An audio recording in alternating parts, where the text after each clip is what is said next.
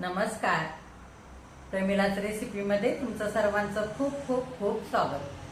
आज आपल्याला नाश्त्यासाठी मूग डाळ आणि गव्हाचं पीठ वापरून मस्त अशा भरपूर लेअर असलेल्या खुसखुशीत शंकरपाळ्या तयार करायच्या.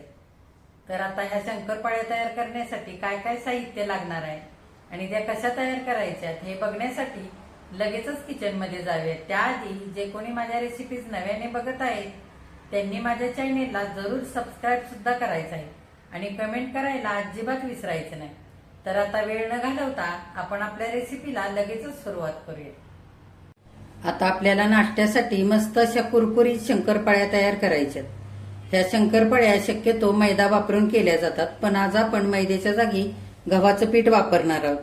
आता आपण शंकरपाळ्या करण्यासाठी काय काय साहित्य घेतलंय ते बघूया. ह्या वाटीने 1.5 वाटी मुगाची डाळ मी 4 तास पाण्यामध्ये भिजवून घेतली. ही बघा छान भिजलेली आहे डाळ. जर तुमच्याकडे कमी वेळ असेल डाळ भिजवण्यासाठी तर तुम्ही गरम पाण्यामध्ये 1 तासभर ही डाळ भिजत घालून ठेवू शकता आणि छान भिजते डाळ ही. त्याच वाटीने 3 वाट्या गव्हाचं पीठ चाळून घेतलेलं आहे. 1 चमचा कसुरी मेथी घेतले, 1 चमचा मिरी पावडर घेतले, 1 चमचा ओवा घेतलाय, 3 चमचे बारीक रवा घेतलेला आहे, 2 चमचे तूप घेतले. इथे मी 1 वाटी भरून तांदळाचं पीठ घेतलेलं आहे.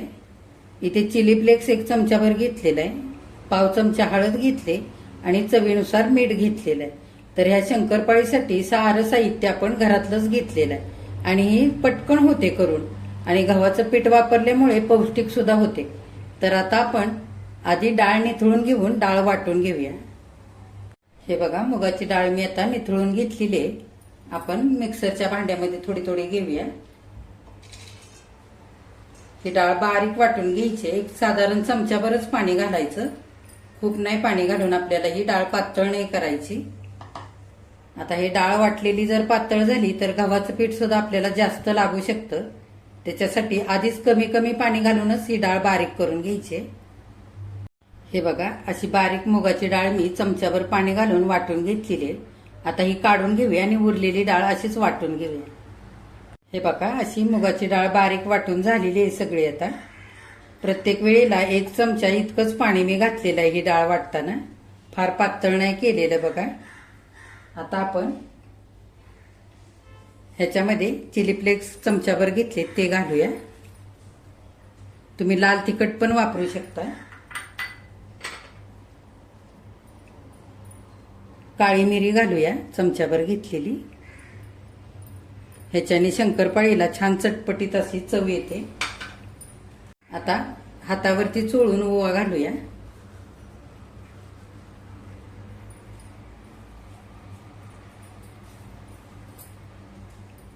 त्याच्यामध्ये पाव चमचा हळद घालूया.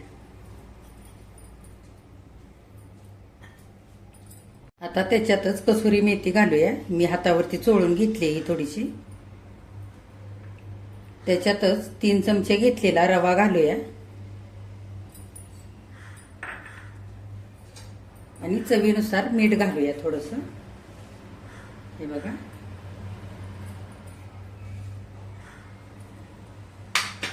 आता हे सारं मिश्रण एकजीव करून घ्यायचंय. रवा चांगला या डाळीमध्ये मिक्स करून घ्यायचा आहे.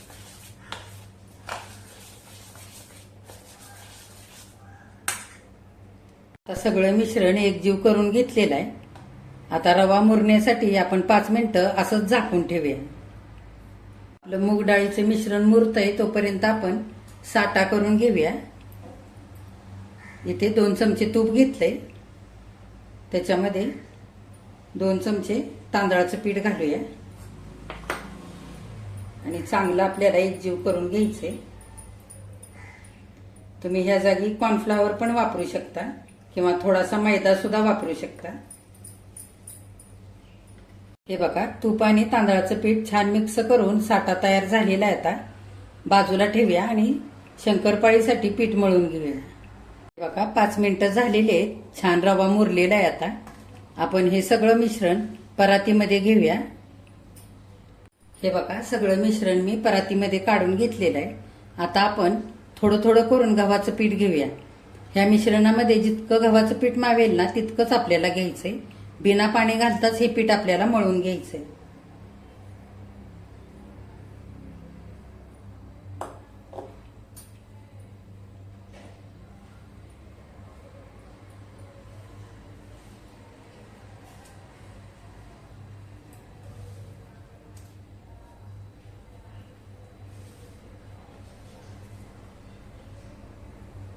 आता आपल्याला आणखी पीठ लागेल, जसं लागेल तसं घेऊन मळून घेऊया सगळं.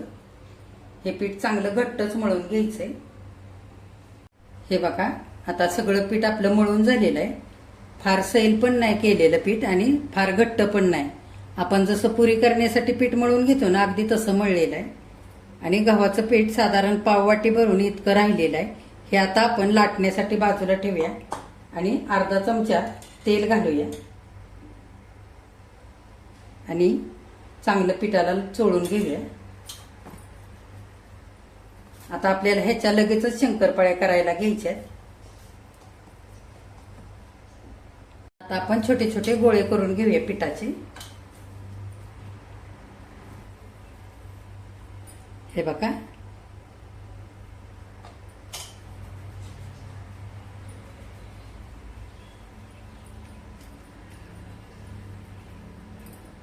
बघा असे 5 गोळे आपले करून तयार झालेले आहेत. आता आपण एक एक गोळा घेऊया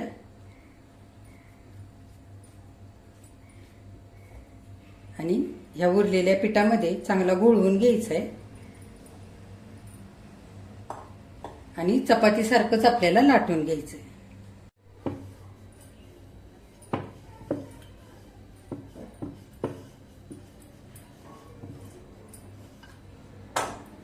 हे बघा, चपातीसारखं आता लाटून झालेलं आहे. फार पातळ पण नाही आणि फार जाड पण नाही. आपली चपाती लाटून घेतो ना, अगदी तसंच लाटलेलं आहे. हे बघा, आता सगळी चपाती चांगली लाटून झालेली आहे. आपण हा केलेला साठा हातानेच थोडा थोडा घेऊन लावून घेऊया.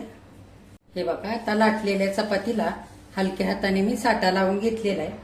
आता हे तांदळाचं पीठ घेऊया थोडंसं आणि थोडंसं असं भुरभुरायचंय, जास्त पण नाही घालायचं. आणि ही चपाती आता दुमडून घेऊया.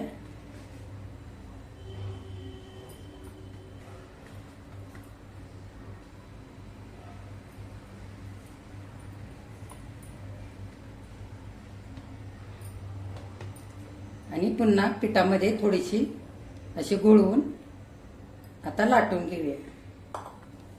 आपल्याला अशी चौकोनीच लाटून घ्यायची, हलक्या हाताने लाटून घ्यायची.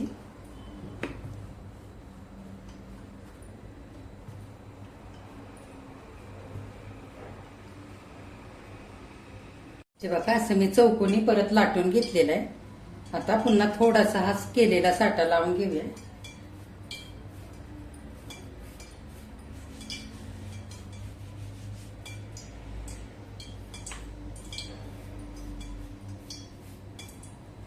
हे बघा, थोडासा साठा लावून घेतलेला आहे.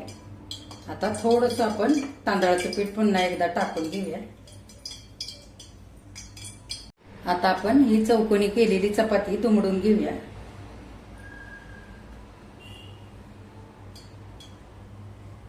हे बघा, अशी एकावर एक दुमडून घ्यायचे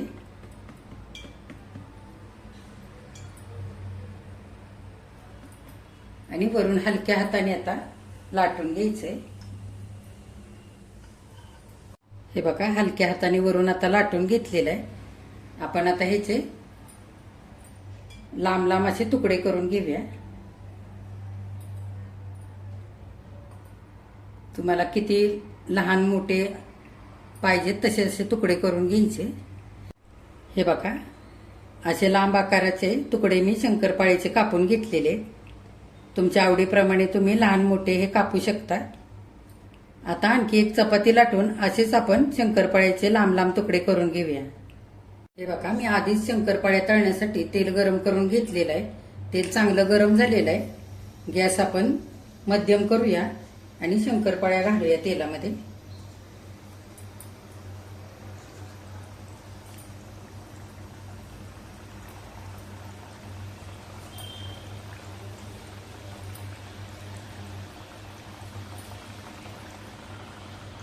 हे बघा, अशा वरती यायला लागल्या की हलवायच्या.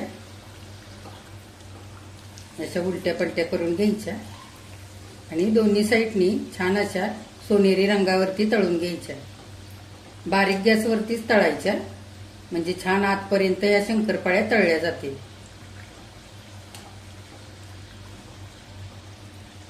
हे बघा एकसारख्या शंकरपाळ्या तळलेले आहेत. आता काढून घेऊया. बघा दुसऱ्या घातलेल्या शंकरपाळ्या सुद्धा छान तळलेल्या आहेत. आपण काढून घेऊया.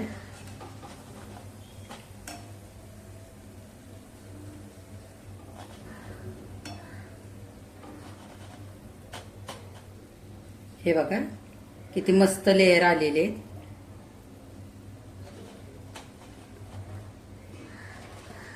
आता बाकीच्या शंकरपाळ्या आपण अशाच करून सगळ्या तळून घेऊया.